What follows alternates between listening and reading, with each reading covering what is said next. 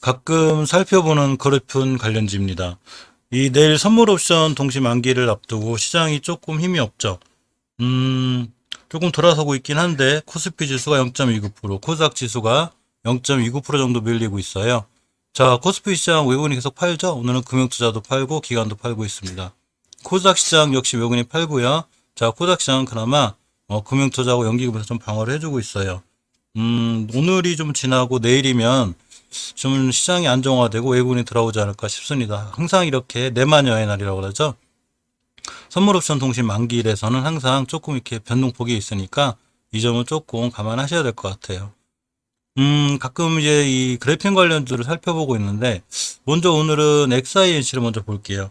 한 5종목 되는데 두서없이 이렇게 딱 순서를 정해놓지 않고 한 종목 한 종목 자 살펴보도록 하겠습니다. XINC 차트 흐름을 보면 괜찮아요. 자, 제가 항상 말씀드렸듯이 월봉에서 중요하게 지켜줘야 될 5개월선을 잘 지켜주고 있죠. 이 친구가 이 4월 달에 되게 핫했었는데 예전에 이제 고점에 대한 부담과 매물대에 대한 부담이 있어요.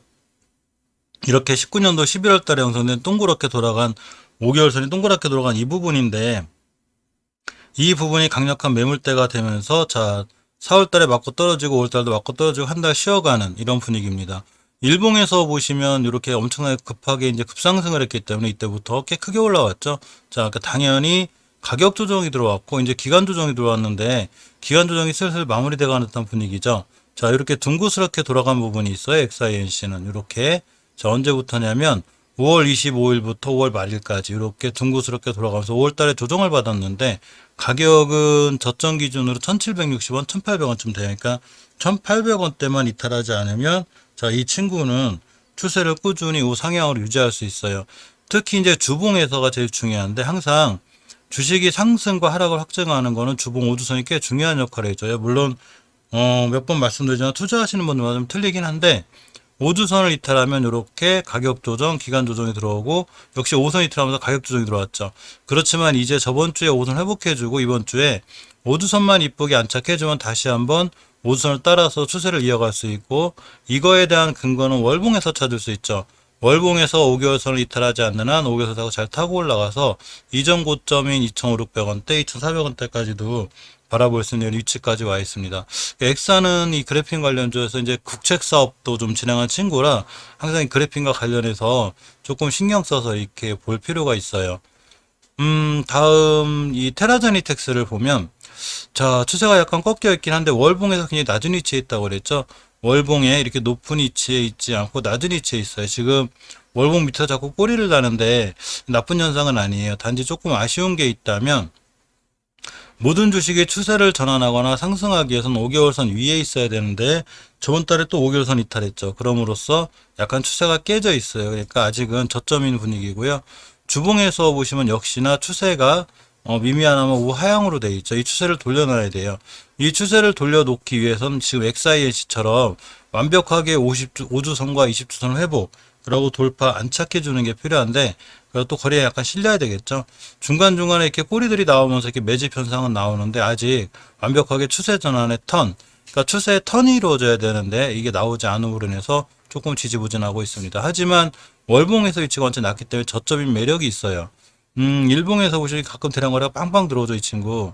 언제냐면, 자, 이때가 2월 26일인데, 이때도 한번 들어왔고, 이날도 들어왔고, 4월 28일, 또 이날 5월 21일쯤에도 들어왔습니다. 그럼으로써 이 들어온 위치가 월봉에서 높은 위치가 아니라 낮은 위치에서 툭툭 들어오는 거기 때문에 얼마든지 매집이라고 봐도 조금 무방하지 않을 정도로 괜찮고요.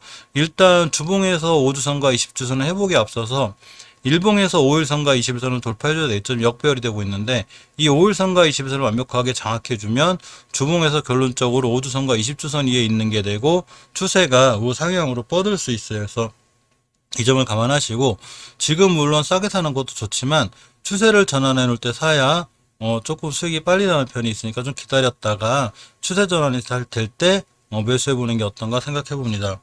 자, 다음 상보를 보면 얼마 전에 크게 상승했었죠. 이 친구 추세가 이제 제대로 잡혔어요. 자, 장기 추세에 있어서 5개월 선 이해를 잘 타고 가고 있죠. 이거는 굉장히 좋은 지표예요. 장기적으로 추세가 우상향으로 뻗어 있는 거죠. 이 추세가 우상향으로 뻗어 있는 상태에서 이 친구가 3월달부터 5월달까지 3개월간 조정을 받았어요. 지루하게. 그러면서 거래량도 없고 굉장히 지루했었는데 이번 달에 5개선, 60개선을 뚫는 장기 골든크로스가 생길 거예요. 자, 그러면서 예전에 중요하게 뚫어줘야 될 매물대를 빠이빠이 시켜놨습니다. 이렇게 29년도 5월 달에 형성된 이 매물대인데 여기를 뚫는다는 건 이 친구가 앞으로 2m로만 떨어지지 않으면 굉장히 강하게 상승할 수 있죠. 가격으로 보면 1,900원대인데 지금 2,000원대 넘고 있기 때문에 좀 긍정적인 모습이고요. 역시 추세의 전환이 이루어진 21년도 5월 28일 속한 2주에 추세 전환이 이루어졌죠. 우리 이제 돌아 나갈 거야. 그러면서 크게 상승하고 있고, 자, 앞으로도 5주선만 이탈하지 않으면 이 추세를 유지해서 꾸준히 잘 나갈 수 있습니다. 이렇듯이 일봉에서 하루 양봉, 하루 음봉 이런 식으로다가 꾸준히 올라가고 있죠. 물론 이 친구가 좀 밀려서 11선이나 또 예전에 이 깨지 않아야 될 변곡점 1,900원대가 오면 이 친구는 다시 한번 중요한 매수 타이밍이 돼요. 왜 그러냐면 일단 주식은 추세에 순응하기 때문에 월봉에서 장기적으로 추세가 잘 살아있고 주봉에서도 추세가 잘 뻗어있는 상태에서 일봉에서 이렇게 선물 옵션 동시 만기일이라든가 어떤 이 회사의 개별 악재가 아닌 그냥 보통 일반 시장의 악재에서 조금 흔들릴 때 이럴 때 눌림목을 주면 자, 좋은 종목들은 굉장히 중요한 매수 타이밍이 되니까 그거에 맞추어서 상보도 매수할 수 있는 게 좋을 것 같아요. 크리스탈 신소재들 그래핀 관련주로 제가 꾸준히 보고 있는데 사실 월봉에서 제가 이쪽 낮은 가격이라고 그랬죠. 테라제니텍스처럼 똑같이 이렇게 낮은 가격이 있어요. 이게 높은 위치가 아니라. 그러면서 이 월봉 장기적으로 굉장히 지루할 이만큼 박스권에 있어요. 즉 저점인 이 1,400원, 이 1,490원, 1,500원대만 가면 자, 고점인 1,800원대를 가는 전형적인 박스권에 갇혀 있습니다. 박스권 매매의 기본은 이 박스권을 하단이탈하게 되면 크게 무너지고 이 회사에 우리가 생각도 못한 무슨 일이 있는 거예요. 하지만 박스권 안에 있고 박스권만 잘 돌파해 주면 크게 상승할 수 있죠. 아직은 박스권 안에 있는 모습이고요. 나름 크게 나빠 보이거나 절대 그렇지 않습니다. 주봉에서 보시면 일단 추세 전환의 틀을 만들어 놨죠.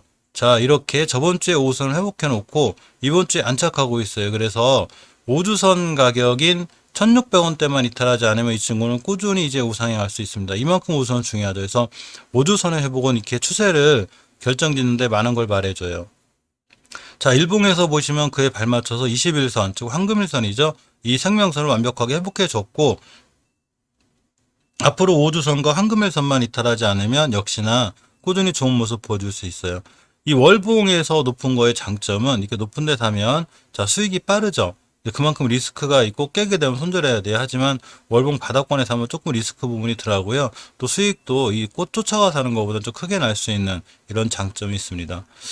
자, 마지막으로 대장주인 국일재지를 보면 자, 제가 얼마 전에 이 그래핀 관련주를 하면서 이렇게 이 거는 선이 있어요. 이 자리를 이탈하면 안 됩니다라고 그랬는데 정확히 이탈하지 않고 오일선 회복해줬죠.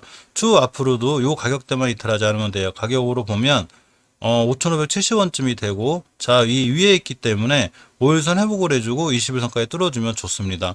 월봉에서 보시면 중요하게 깨지 않을 자리 안 깼죠. 자, 거는 건데 5개월선을 이탈하지 않아야 돼요. 5개월선을 이탈하게 되면 장기 추세가 하락이 되기 때문에 확증이 돼도 위험해지고 5개월선만 이탈하지 않는 한 추세를 유지할 수 있어요. 주봉에서 보시면 20주선을 깰까봐 조금 조마조마했었는데 일단 저번 주 잘 지켜졌고 이번 주도 20주선 위에 있죠. 보통 일봉상에서도 기술적으로 보면 이 21선이 황금일선을 잘 딛고 돌아나가는 게 중요한데 이건 주봉이나 월봉도 마찬가지예요.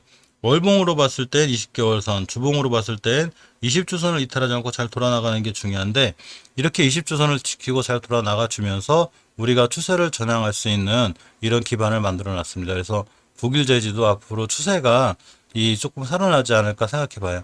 최초의 5선을 깨면 이렇게 위험해요. 근데 어느 정도 떨어지는 것도 한계가 있기 때문에 20주선만 잘 지키고 돌아나가면 자, 국일재지는 좀 더 다시 살아날 수 있는 이런 상황까지 되었습니다. 자, 이상 장중 그래핀 관련주가 살펴봤고요. 오늘이 좀 무사히 지나가면 내일 선물옵션 동시 만기일까지 깔끔히 지나가면 아무래도 다음 주부터는 시장이 조금 살아나지 않을까 이렇게 조심스럽게 한번 진단해 봅니다. 자, 이상 영상 시청해 주셔서 감사드립니다.